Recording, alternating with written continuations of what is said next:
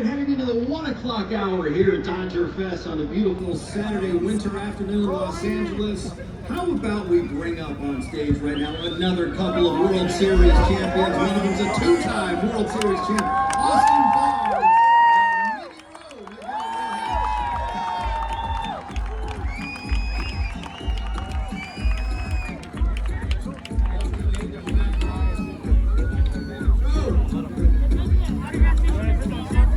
Since he came up in the jersey at the 72, I'm going to start right there because all I know is that when Shohei signed with the Dodgers last year, Joe Kelly's wife got a Porsche out of that, giving up the number. So now that you're going to give up 11 to Roki Sasaki, I know he didn't sign the same kind of contract that Shohei did, but I mean, what's the payoff going to be for that? Yeah, I don't know. I've been receiving this question a lot, and I'm not asking for anything. I have everything that I want in life. What I will ask him is to kind of provide what he's supposed to do on the mound every fifth day. Yeah. It's gonna be exciting to play behind the guy throwing 102 with the splitter in the slider. I can't wait to play with him, and all I ask for him is trying to get us another championship. Yeah.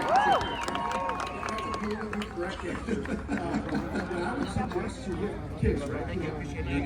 Set up a plan, child plan right there. Put some money in that plan, and they'll take care of the child's education when they get older. That's what you need to do. I think that's right. Okay.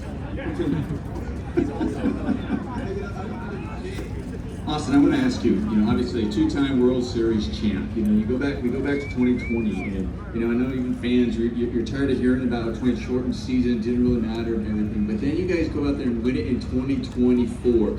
Was it really that different? And at the same time, does it also just tell you, listen, 2020, 2024, I am a two-time World Series champion. Yeah, we've been so close before. 17 we should have been World Series champs, and then.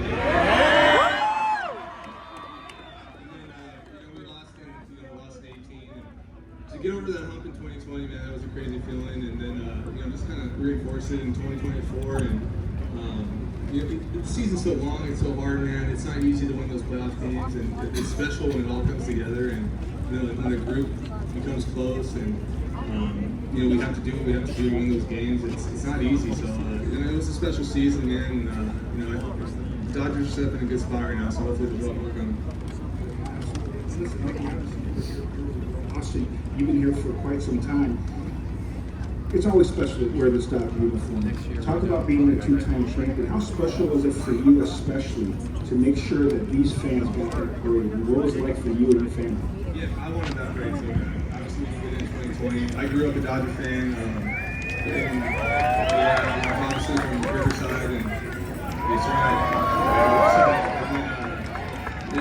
The parade was crazy, man. I think you can talk to it too. It was just special, man. Seeing how much support this team has from everybody in this area, and it was an awesome time, something I'll never forget. Just riding around there, running around the city, and seeing all the blue out there, it was crazy. Mickey, was it beyond all of your expectations? That parade, that championship, everything that went involved with it? 100%, especially knowing that these guys right here shows up every single day to run the stadium. They deserve the love of having the opportunity to celebrate with us because they're one of the players too, not on the field but off the field, doing everything that they can to cheer us on and make us win those games every single day not when we're in the World Series, but in June, July, August, when it gets really hard to come to the game. There's no motivations more than the fans out there every single day for us to give us the best chance to win. Austin, you're known as one of the great defenders defensive catchers in the game, great at calling a game, great at receiving as well. I want to ask about personalities though, because there's so many different personalities on a team, but you as a catcher, you deal with a lot of different pitchers. They have different personalities. So when you have to go out to the mound, is there certain guys that go, oh gosh, he's going to be really mad if I come out here and say something to him if he needs a breather, or is everybody pretty much receptive to you? Not always. Yeah, depends on that Kershaw. Yeah, sometimes Kershaw wants to bite my head off, but sometimes they need that. You need to give them a break, settle them down a little bit. Everybody competes different, man. Everybody's got their way they compete, the way they pitch. I think that's the part of the catcher is learning everybody, learning your staff and how they go about it. Glasnow's different than Kurtz and then Bueller and all the other guys. Bobby Miller, all some of the young guys. They're all different. So it's that's part of being the catcher. You got to get to know these guys. Obviously, when I'm not playing every day, I have the chance to go talk to the starters, the bullpen guys, and just see where everybody's at. And that's part of my job. Miguel, I know this offseason, I know last year, the postseason, end of the season, you were playing injured. And this offseason, I wonder if you able to get that surgery done that you were talking about potentially getting, and how are you feeling, and how is it feeling going into the season? Will you be ready for spring training and the season? Yeah, I'll be ready to run spring training. I'm pretty sure. I still feel something out there because of the surgery, and it's not gonna lose up until you start playing games and create some tolerance over and over again. But I feel pretty confident. I've been taking grounders, hitting, running, and doing everything that I can to be in the best shape as possible to go to Japan and kick off the season over there. But we have a couple games that we have to play in Arizona, and I'm happy and I'm excited to be part of this group. Fans, I don't know if you guys really realize this or really appreciate it. Obviously, this team is loaded with star power. Shohei Ohtani, Freddie Freeman, and Mookie Betts. These two guys are valuable leaders. Austin Barnes, talk about your leadership as a catcher, being in the catcher's meeting with the pitchers before the series for the start. Miggy Rowe being basically the captain of the infield, helping Mookie Betts make that transition to shortstop, which is extremely tough. And then, on top of all that leadership that these guys do, they're able to go out and perform on the field when given that opportunity. So can you guys speak on that, performing on the field and also being those leaders in the playoffs? Yeah, it's like I said earlier, it's, those days I'm not playing, I have the ability to talk to the bullpen guys, the starters, When you're playing every day, man, that's a special thing too. They're going in there, they have to go in there and perform every single day. So I have that chance to take advantage of it and talk to the bullpen guys, see where they are, what I see when I'm catching them. Just little things like that. Mickey does a great job too. When he does on the field in the season, he goes out there, talks to the pitchers, tries to calm them down, slows them down. That's a weapon. That's a good thing to have the guy who see that, feel the game, and be able to reset the pitchers a little bit when things are getting bad. Both of you guys are proof that you can still thrive at the age of 35. You're coming off maybe your best offensive season throughout the COVID year. Actually, for the season offensively, you played about really well last year. I want to ask because, Austin, you were playing into your 11th year with the Dodgers, and Miggy, you were here also when he was here. Does it feel like it's been that long, or has your career just been a blur? It's crazy to think that I wore this number more than 10 years ago for the first time. And now I have the opportunity to show up at Dodger Stadium again. And when I was talking to these fans 3.5 months ago, I was telling them how proud I am to be part of the World Series champion.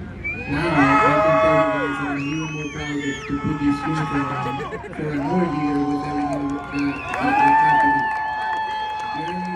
Gary mentioned something really special. That is, the team is not conformed just for the 9 guys that you see out there every single day.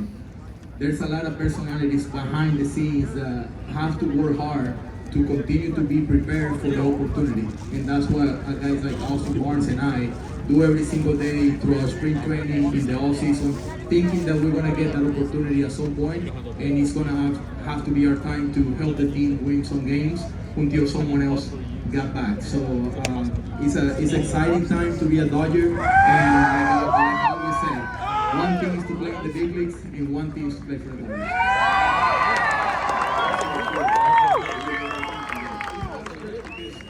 like you said, what you guys do behind the scenes in the clubhouse, and the way you guys are so welcoming, the way you guys help so many behind the scenes.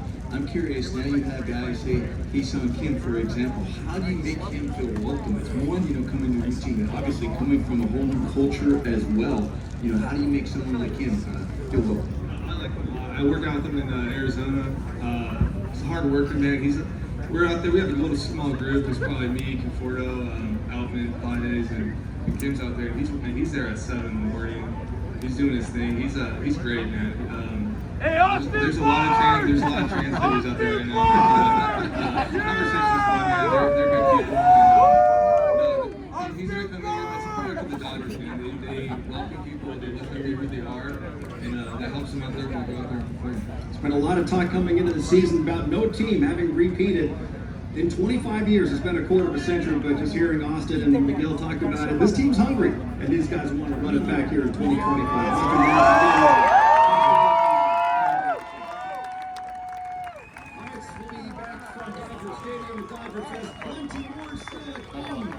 Austin Barnes, 2-time World Series champion. Maybe Rose got that first ring.